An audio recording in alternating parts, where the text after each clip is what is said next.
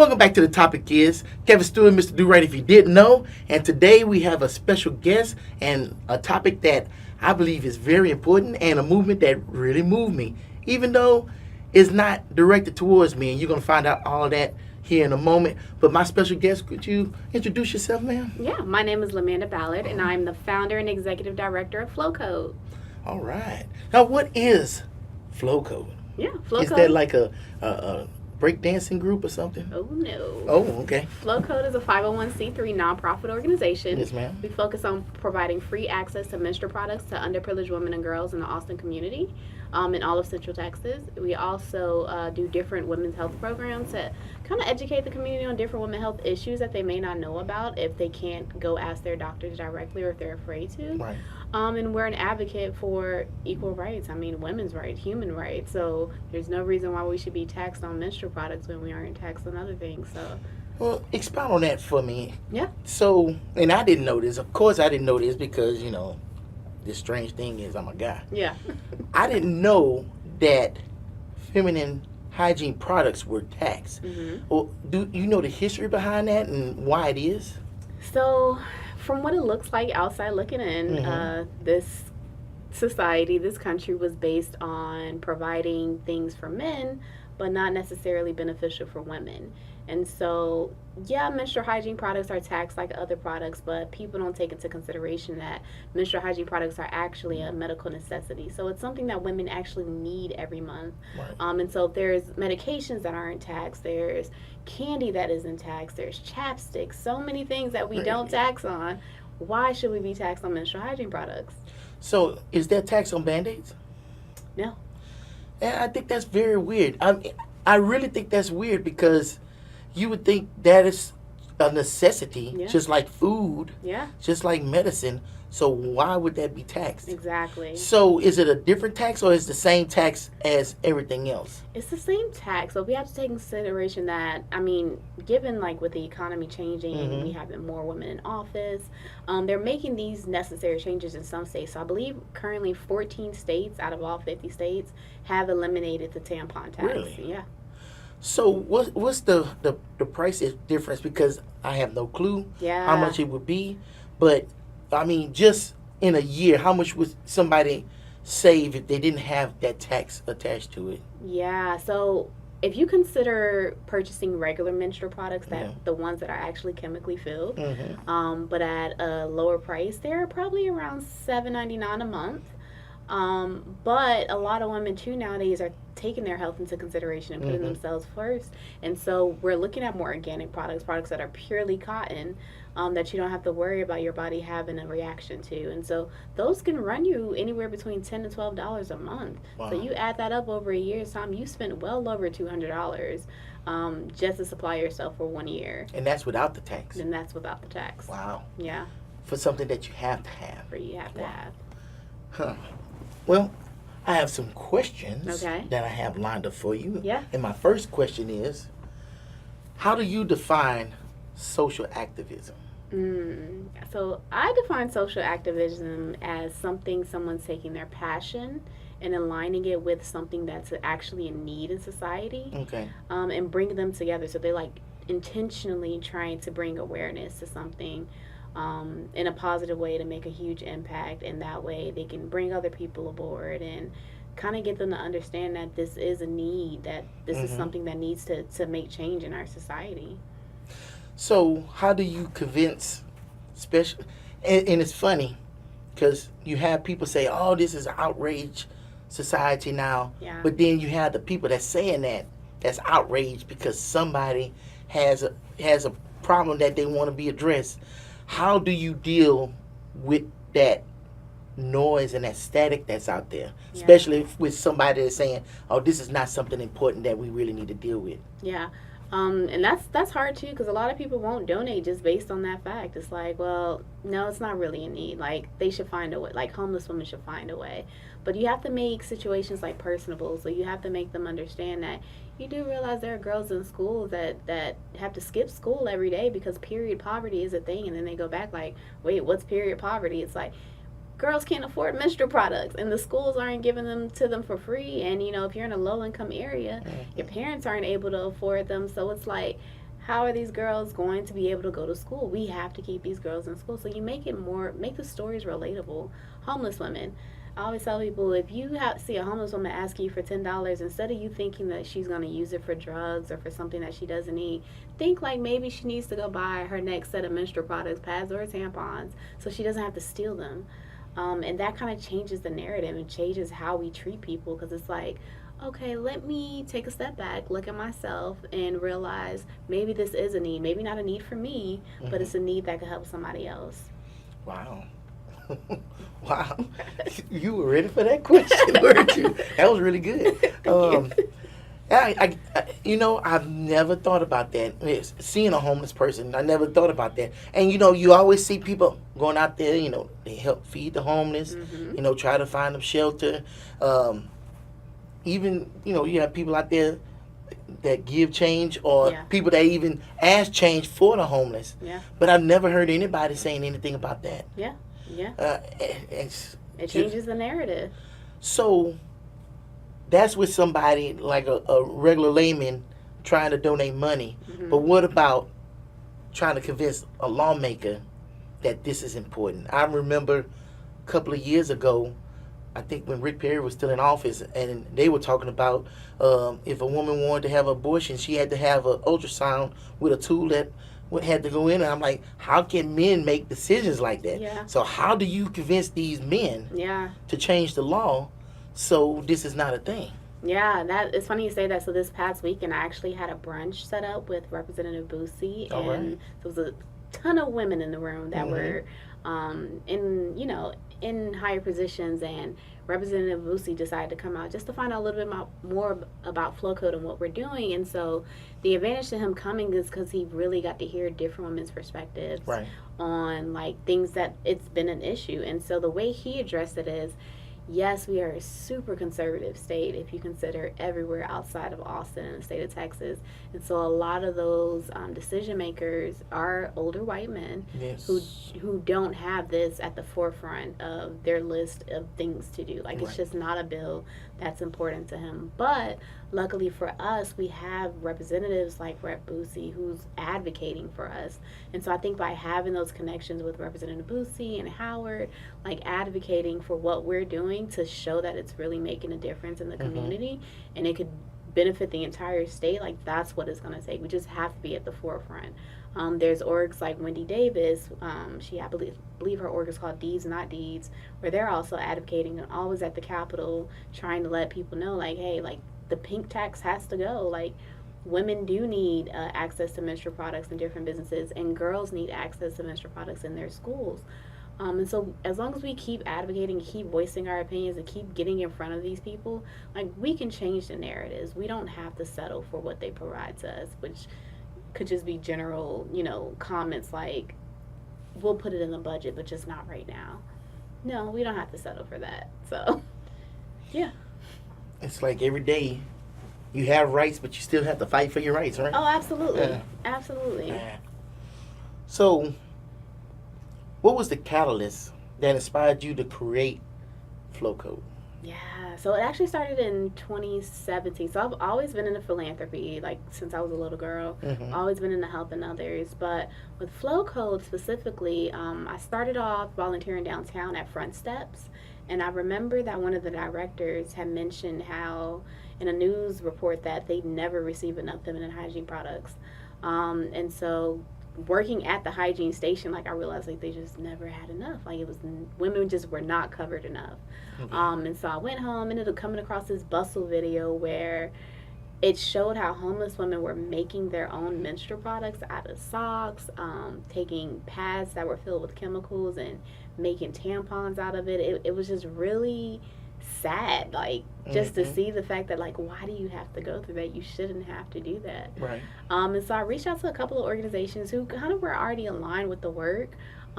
Started a chapter of another org here in Austin called Homeless Period Project. So I ran the ATX chapter for a little while, and we grew so big in such a short period of time that we kind of decided, like, well, we probably should branch out, just because, like, it was hard for them to manage Austin and their Greenville, South Carolina chapter, because we had just grew that much. Like, Ended up collecting over $18,000 for Hurricane Harvey victims. We ended up donating well over 100,000 products, all within 4 to 5 months. Had over 300 volunteers come to our event, so it became a lot to manage. And for me, I kind of like the idea of having that freedom to really decide where I wanted the org to go. So I applied to become my own 501c3, and it got approved. And that's how I started my nonprofit. So as of November 2017, we became our own nonprofit organization. All right. Yeah. Man. You was on a mission, and you kept the mission going. And we made it happen. Well, I mean, I know I have another question, but I think I already know off the top of my head. Yeah. With what you just said, that was the catalyst for creating Flo Code. Yeah. But what has been one of your toughest challenges and biggest rewards from doing this? Ooh, the toughest challenge, I think, is probably meeting the community's demands. Because we host these things called Flow Parties, which are community service events, where we would love to host them every month. However, we don't get as many donations as people probably think we do. Why is that? Well, if I have to be honest. Yeah. Be honest. If I have to be honest, I think when people in the community, especially living in Austin, and it's less than 8% of Black professionals here, when we get invited to events and people see like, oh, there's actually Black women behind this organization, they're less likely to donate to us versus if I have 2 young white girls sitting at my table volunteering for me, and they can get all the donations, you know. Isn't that funny? Yeah. How that works? Yeah. And I'm usually not the one that tries to see things as, you know, race plays a huge factor, but just from observation, like, you can tell the environment, the vibes, and it's just like, we're just here to serve the community. We promise we're not scamming you. Like, we've gone through the IRS like everybody else, right. And it's just really weird how the energy can shift depending on where you are. But versus us going to events where it's like an inclusive event, where it's the trans community, it's Black, white, just people from all different walks of life, we'll get donations all night because these people are open-minded. So that's probably like the biggest challenge, is like really getting the genuine support from the community with the work that we're doing. So that sounds like the challenge and the reward at the same time. Yeah. Okay. Yeah. So who are your biggest donators?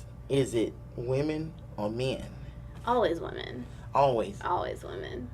So it sounds like it's a challenge to get men to donate then.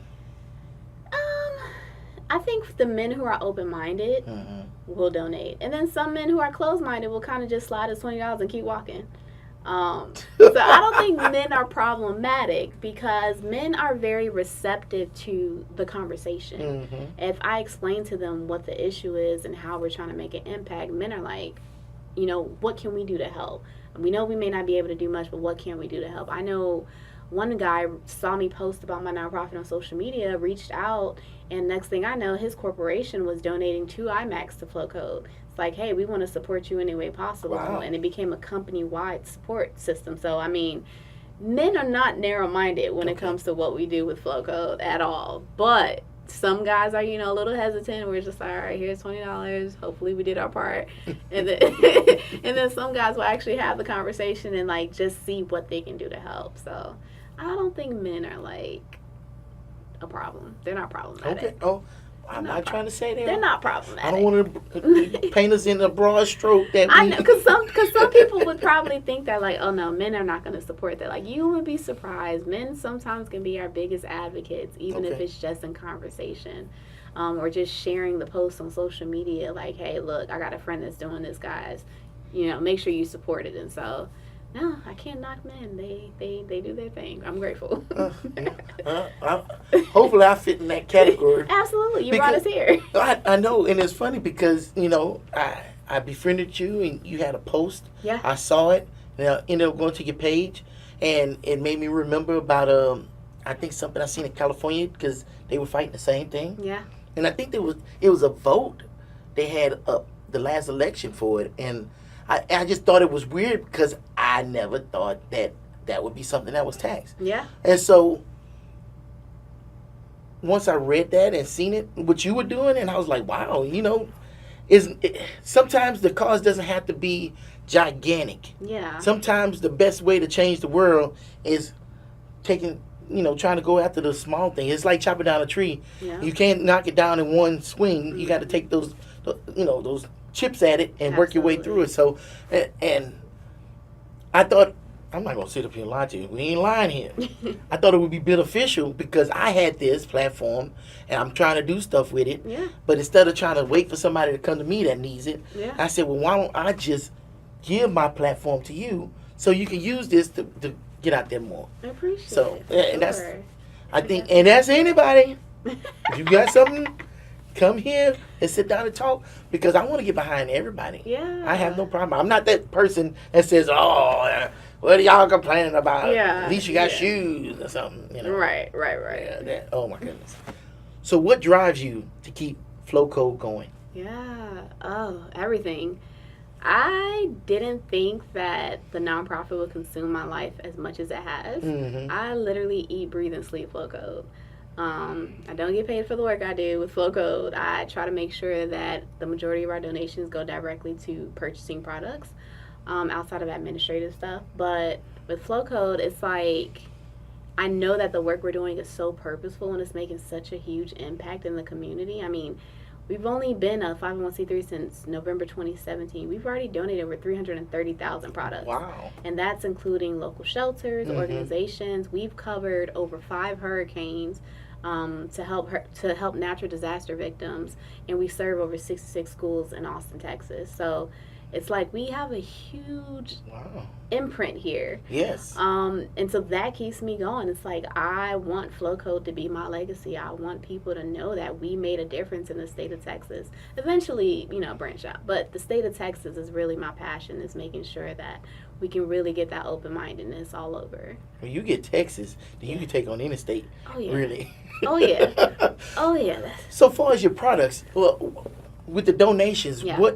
What does the donations buy? How do you package it and to go to the different places? Do you have different packages for different situations, or what do you have? So when it comes to the schools, we only donate pads and tampons. Okay. Usually we'll donate them packaged together, but going forward it may be easier just to donate them individually in boxes so they can go to different schools. But we host these things in a community called Flow Parties where volunteers will come out and package together a menstrual hygiene kit. And in each kit is 5 pads, 5 tampons, 5 panty liners, 5 individually wrapped wipes. And so we'll take those, have our volunteers package them together, and then we'll donate them to anyone on our partners or distribution list. And so usually we take them to local shelters first, churches, places like that. We deliver to communities and schools twice a year. So we've already donated over 30,000 products to communities and schools in the past year. And yeah, we just go from there. And then sometimes other nonprofits will reach out and we want to support them any way we can. So sometimes we'll send other orgs donations just to kind of help them get their mission going if they're aligned with us. Wow. Yeah. Well, who's aligned with you? Oh, there's so many. I mean, you have Who's your top one? Let's make it easy. I guess because I try not to think about nonprofits as competitors, but some people do see it that way. But there's an organization called Period Movement who we're actually trying to collaborate with after South by Southwest. But they have the same exact mission that we do. Like they do the same exact work, but they're all over the country. I think the founder just wrote a book. She's amazing. And then we also there's actually another black organization very similar to ours, but she focuses primarily on homeless women called Happy Period, and that's in Los Angeles, California. Okay. So she's probably like our, I guess, next competitor, if you want to say it. But I never said competitor. I don't really think competitor. I just think more like I support anybody. I mean, I think collaboration over competition any day, especially when it comes to nonprofit, because you don't have that much support when you're launching and you're just beginning. Like, there's so much you don't know. And so for me, it's more like you may see another nonprofit. It's like, hey, I love what they're doing. I wonder how I can do that with my org. Right. I'd rather support you than, let me block you and block your blessing or, prevent you from succeeding. That's not going to get you nowhere. Yeah, not you at do all. better. You get further together than apart. Yeah, absolutely. So with your flow parties, that's what you said, Yep, flow parties, yep, right? flow parties. That's funny. One, how do you get the word out there that you're having a flow party? And two, about how much of your products do you end up packaging during this party? And what takes place at these flow parties? Oh, they're so fun. So we got a flow party playlist that we play. Okay. I usually have a huge speaker that I'll bring, and so sometimes we'll do line dances at these flow parties with our volunteers. But I'm a digital marketer, so of course all of our marketing, collateral, material, graphics, all of that I create myself.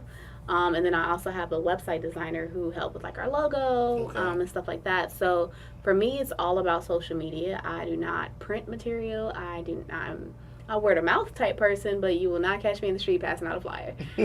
So the only way you'll probably hear about Flo Code is through social media, if you're waiting on me to talk about it. Because that's the only way that it's going to get out there. But I've done a great job. I mean, we have well over 2,000 followers on Right. Facebook, and it's only been a year now. So it's like we're doing good at what we're, the road that we're on. It's just a matter of making sure that we continue to keep it there. Because a lot of nonprofits diminish after about 2 or 3 years. Okay. Yeah. Well, you brought up something interesting, your Facebook page, which Yeah. we had a Facebook page up here, Flo Code. Yeah. You should be able to find it. And if you see that little blue logo, then you know you got the right one. Oh, But I yeah. noticed it's like 2 or 3 of them up there, so make sure you go to the right one.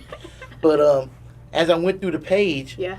and I saw some pictures, and I saw that you spoke on the steps of the Capitol. Oh, yeah. Tell us about that experience. Yeah. So last year I spoke right after the Women's March. Okay. So I was at the Texas Roe versus Wade rally, and I talked about the tampon tax. Okay. I talked about how menstrual products shouldn't be considered a luxury in any way, and the fact that we need to be advocating for us to not be taxed on these items. We shouldn't be taxed over women items because of the color, because they're dedicated to us. Like, no reason why men should benefit in this world and we don't. Like, it needs to be fair. So it was great because I had the opportunity to share like that moment and share. I think at that time we were just transitioning it into Flo Code and kind of branching out completely from Homeless Spirit Project, ATX. And so I got to share that experience with so many attendees. I think it was like well over 400 to 500 people there. So yeah, it was a great opportunity. It was good. All right. So yeah, it's really messed up. And the more I think about it, the more you talk about it, the more I think about it. Yeah. But it's not even a tax on the tampons and stuff. It's a tax on women stuff, period. Yeah. It's stuff that just women buy. Yeah. And it's heavily taxed to where a majority of money from taxes come from women. Mhm. And it is silly, Yeah. But it's just like everything else. If you can't directly oppress somebody, Yeah. then you have to find ways to indirectly oppress them. Oh, So, of course. and it's sad. If they can't say nothing to your face, they're just going to take the money out your pocket. Oh yeah, and it's really crazy because you can buy a razor, same exact company, same exact Yes, I heard about that. same exact razor. One is pink, one is blue. Men's gonna be $1, women's gonna be $2, and it's like, why? Why? I'm just gonna buy his razor. Like, I know one thing. I need to find out where that dollar razor is because I have not seen those. Because I know our razors, it's like $20 for the razor holder and 2 blades. So I can't imagine how much blades cost for y'all. yeah. It's crazy. They act Yeah. like that's made out of like what's that Star Wars stuff, the lightsaber stuff. I don't know what's going on, but that is incredible how that works. But the good thing is, like, some companies are taking the initiative to make a difference. Like, I know I went in Walmart, and there was literally a section that just said, like in the pink tax. And it was all women's stuff, and it was showing how it was equally priced as the men's products. So Okay. there's companies that are taking initiative to ensure that they're not overcharging women just for being a woman.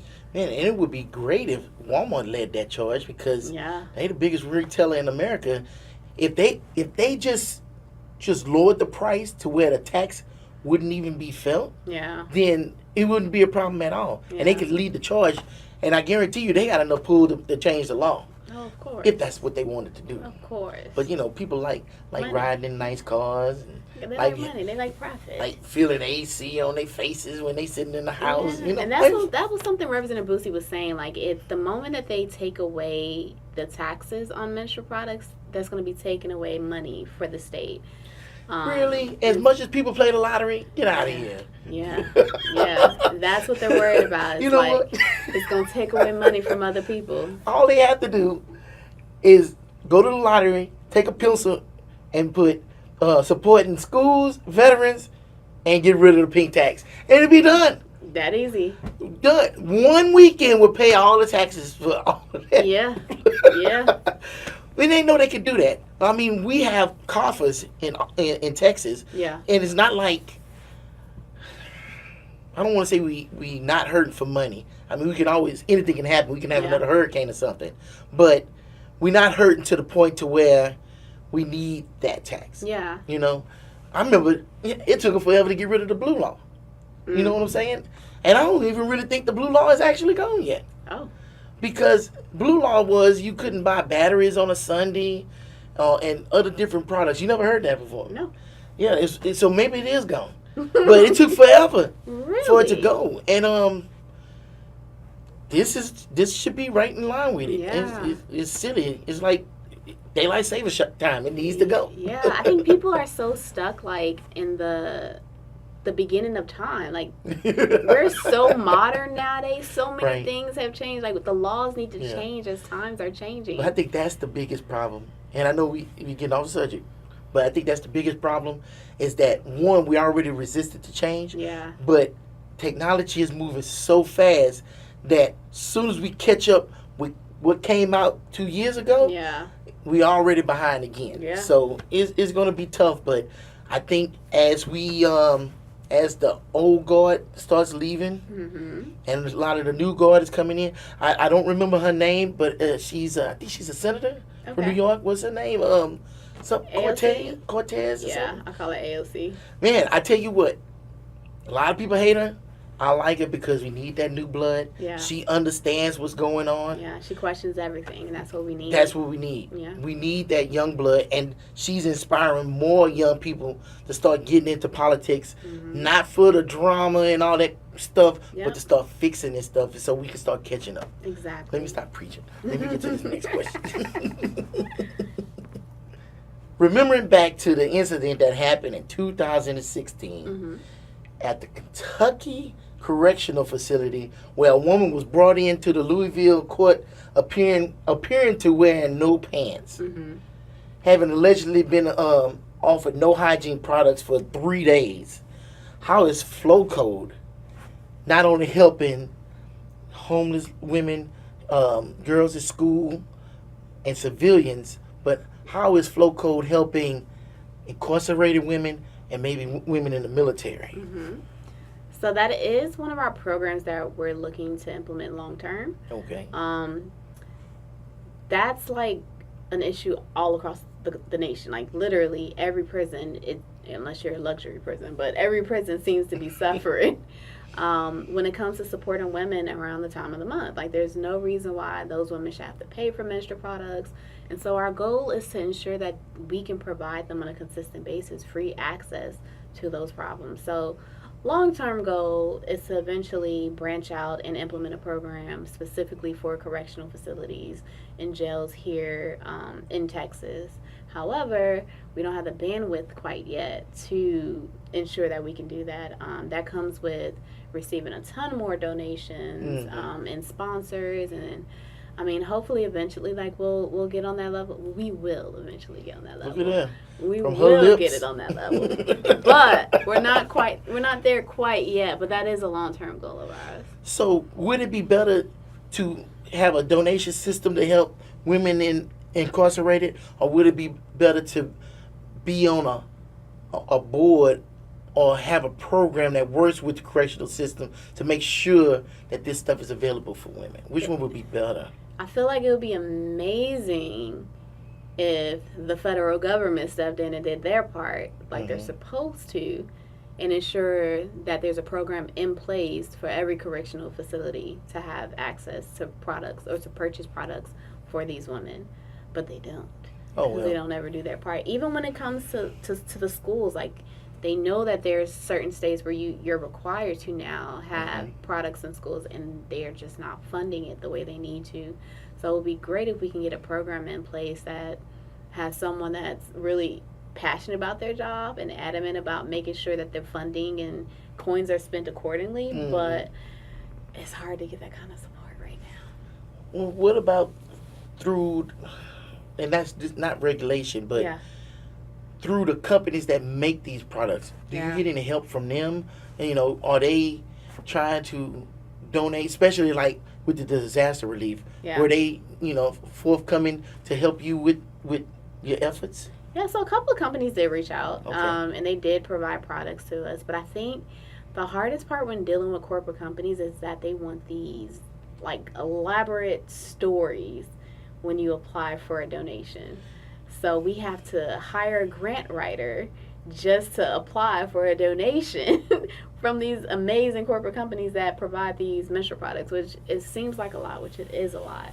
What's an amazing story? That's like that's Yeah. like you want to try to get a grant from a toilet paper company, Yeah. but they want an amazing story Yeah. so you can get it. So there I was. I just came from Taco Bell. Yep. So what can you say to that? Yeah, they like, I mean, and I understand, like, with grants, there's so many details and logistics that they want. Like, you have to cross every T and dot every I, and if you miss one beat, they're going to deny it.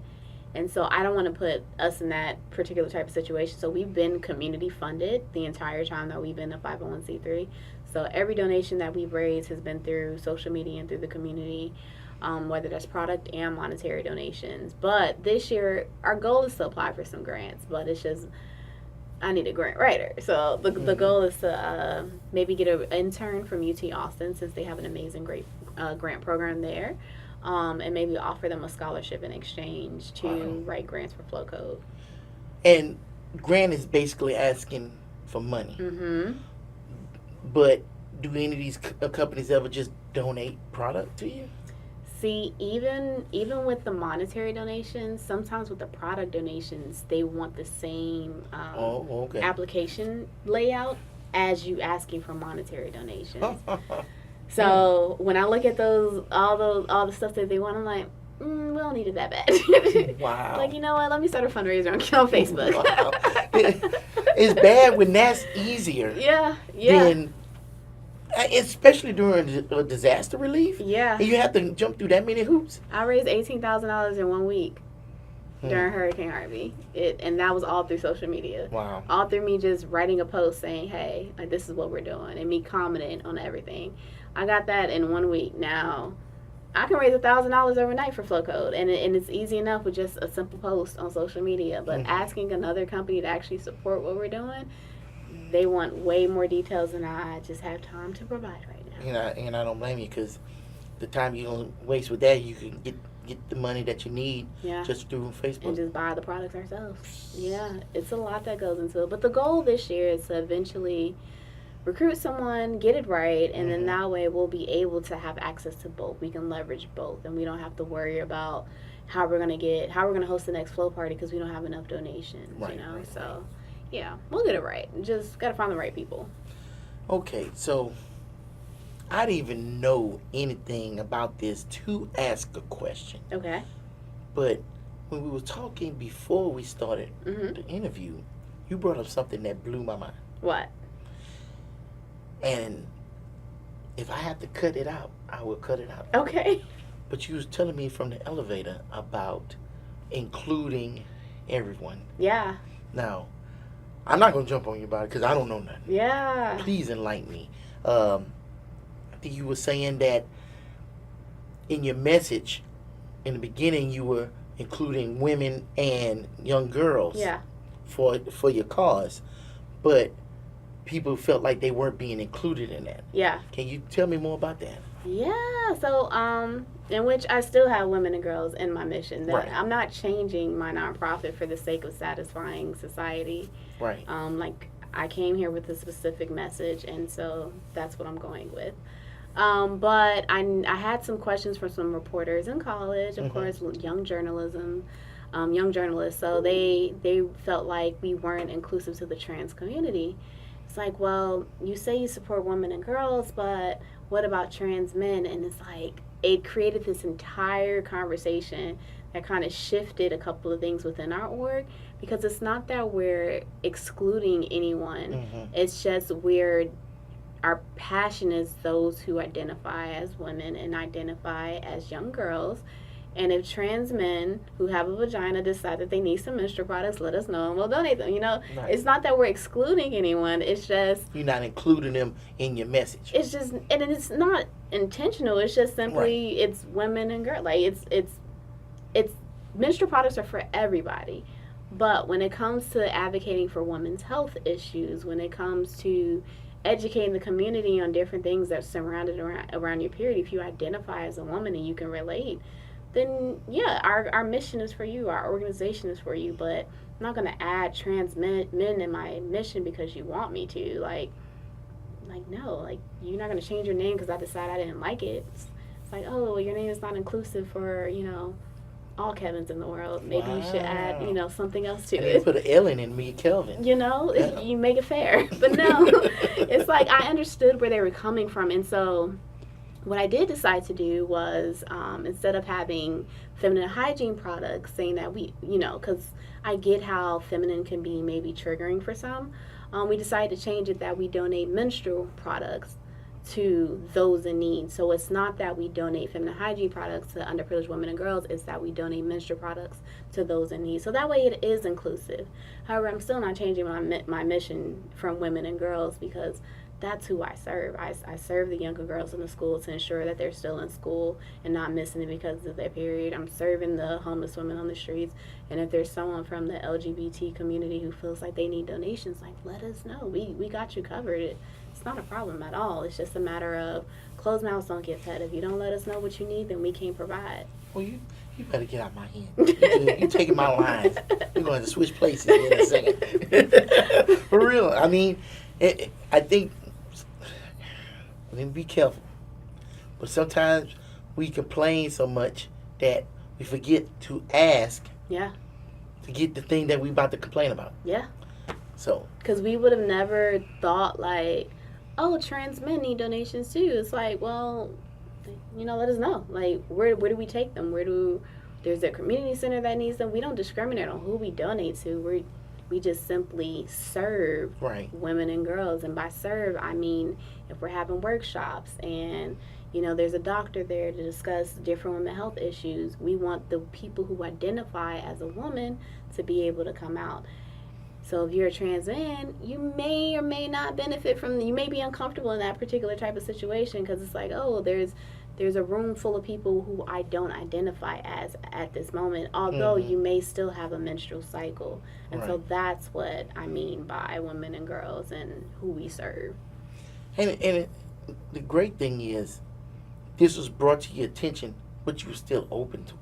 Yeah, absolutely. You weren't closed-minded to it. So that's the thing that should be really appreciated. Yeah. That, no, we don't have a problem with it. Yeah. Because with me, I didn't even know this was a situation. Mm-hmm. But I could be open to it, just like your program. Yeah. You found out about it because we don't know what we don't know. Exactly. You didn't even, when you started this, you didn't even think about yeah. that aspect of it. So that's always good. Yeah. That just says a lot about you and the organization that you represent, man. Thank you. I Yeah. appreciate it. All right. So, after starting your organization and looking at the different movements going on today, Yeah. where do you see the United States in 5 years? As a country overall? Well, just you being a nonprofit and Yeah. seeing how the world is as a nonprofit, Yeah. with everything that's going on, with all the movements and stuff like that, you being a young person and being an influencer of the future, Yeah. where do you see our country in 5 years? Definitely see it as more progressive than where we are now. I feel like we're already progressive in the stage that we're in, but the more that our generation keeps questioning everything and no longer settling for the BS social norms that have been pushed upon us, I know in 5 years like we're gonna knock it out the park. I mean, just looking at how many women are in office at this current moment is inspiring enough to know that only older white men are not the ones that are going to be successful. Like they're not the only ones that's going to make it ahead at this point. Women are coming in and they're shutting it down. And so in 5 years, I potentially even see a woman president at that point. Like you just never know. But I think the opportunities are endless. I think we're going to keep addressing issues in society that may have been acceptable 10 years ago, but we're letting you know that it's not acceptable now. And I think people are going to keep being outspoken and keep pushing for what's right. So I see us being a whole lot more progressive than we have been just in the past decade or so. And plus, all the older races generation going to keep dying off. And so, you know, we're getting rid of the problem slowly but surely. They're just killing themselves off. So Yeah. You're correct. There's not too many left over that's actually seen all that stuff that happened in the past, and maybe it will just get bred out. Yeah, they're just gonna die off, and there's gonna be a fresh It's gonna continuously be a fresh generation that's outspoken and a fresh generation that wants to make change. It's like if we don't have opportunities, we're no longer settling for, well, we have to take this corporate job and work for somebody else. We don't have the opportunity, we're going to make it out. We're going to make our own opportunity. We're going to make a way out of no way. And that's what I love about our generation. And that's what I love about our society now. Like, it's just, it looks better. It feels better. And it's starting to feel slowly but surely like a country that you kind of want to be a part of, you know? Oh, you got to be careful with them statements. Slowly but surely. Because eventually we will get there. I mean, I know we got a president right now in office that's really not doing much for us, but... For who? Us. Who is us? The black community. Oh. I just had to be sure. I wasn't sure. And minorities. Because you could be talking about the braid community. I don't know. Well, and minorities, because the Latinos and the Mexicans, and he's not doing nothing for minorities in general. But yeah, we're gonna change that eventually. So that's what I feel good about. All right. I feel good about the change that's coming. I see. I can tell. You saw her face just brighten up. I'm just saying, it's coming. It's coming. It's gonna happen. So if you have somebody that's interested in expanding Flo Code outside of Central Texas, maybe the Panhandle or East Texas, West Texas, what should they do? Yeah, so we actually have a program called, our Flo Ambassadors. We actually just launched a chapter in Denton, Texas.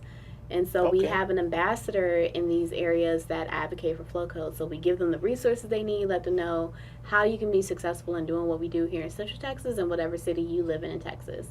So with the ambassador program, you can literally do it anywhere. But I am restricting it to the state of Texas. And that's just because I really want to focus on where I'm at. Like, I want to make a difference where we are before I decide that I want to branch out to another state. So for now, it's a whole lot of state to cover. So the goal is to, start a ton of ambassador chapters here within Texas and see what we can do to make a difference together. But if they want to know more information, just send us an email, info@flowcode.org, and of course I will set them up and get them started. Cool. Yeah. Easy peasy. Well, I tell you what. Yeah. This was a very good interview. I really enjoyed this. Thank you. Seemed like you've done this once or twice, and you made me feel comfortable. I do a couple of interviews in here and there. So is anything that we missed that you want to talk about? Anything that you want to put out there? Yeah. Any events that's coming up? The floor is yours, ma'am. Yes. So we have a mixer coming up next week. So Austin does have this amazing thing where they do Amplify ATX, where it's a day of giving. So they encourage people within Austin, Texas to just donate to nonprofits, and we are registered. So the amazing thing is that if people donate to us, Tito's is matching donations. So they say if you donate $10 to us, they'll give us an additional $5. If you donate through the Amplify ATX page and just put Love Tito's in the little comment section, and they'll give us an extra $5. Wow. So the Flow Mixer is actually happening next Thursday, and what we're going to do with that, since it is Austin's Amplify ATX Day, we're just going to do a mixer. We're going to have like different drinks, giveaways, things like that, while also raising funds. So the goal is to get people to donate while they're there and support the org, and have a good time with some friends and mix and mingle. So that is next week. We also have an event during South by Southwest with Hue Affair, who was sponsored by Shea Moisture. Shea Moisture sponsored us last year during South by Southwest, so it's amazing to get to collaborate with them again through Hue Affair. But through there, we'll be collecting donations at the Hue Affair. So tickets are only like $10, but you get a ton of natural hair products for $10. There'll be a lot of vendors there, and so you get to support local and national businesses while also supporting Flo Code. So if you donate something to Flo Code at the Hewitt Fair, you will also receive a product from one of their sponsors. Wow. So yeah, that's cool. That's too. really good. Yeah, and then we'll have a Flow party in April. We're holding off just because there's so many other events in between. Yeah. So we're waiting until April to host our next Flow party, but that is scheduled. And then we post all of our events on Facebook, so people can keep up with our events through Facebook, through our website, flowcode.org. If they decide they want to donate, there's links everywhere to support us, and we're all over social media. So yeah. All right. Well, this was an amazing interview. I thank you so much for blessing the studio with your presence and with your good cause. I love it, and I hope you get everything that you're looking for. Thank you. I appreciate it. Go nationwide and maybe take it worldwide. Oh yeah. And maybe even bring the UK back. I mean, England back to the UK. No, is it the UK? Whatever. I'm not. Don't mind me. I'm tired. Okay. But yeah. Lamanda, it was a pleasure meeting you Thank you. and everything. I thank you, audience. I thank you for your eyeballs. Thank you for watching us. Please donate to this special lady and her special cause because y'all special people. And thank you for watching. The topic is with your host, Mr. Do Right, Kevin Stewart. Check out the Do Right Network and be on the lookout for some surprises this year in 2019. And until next time, peace.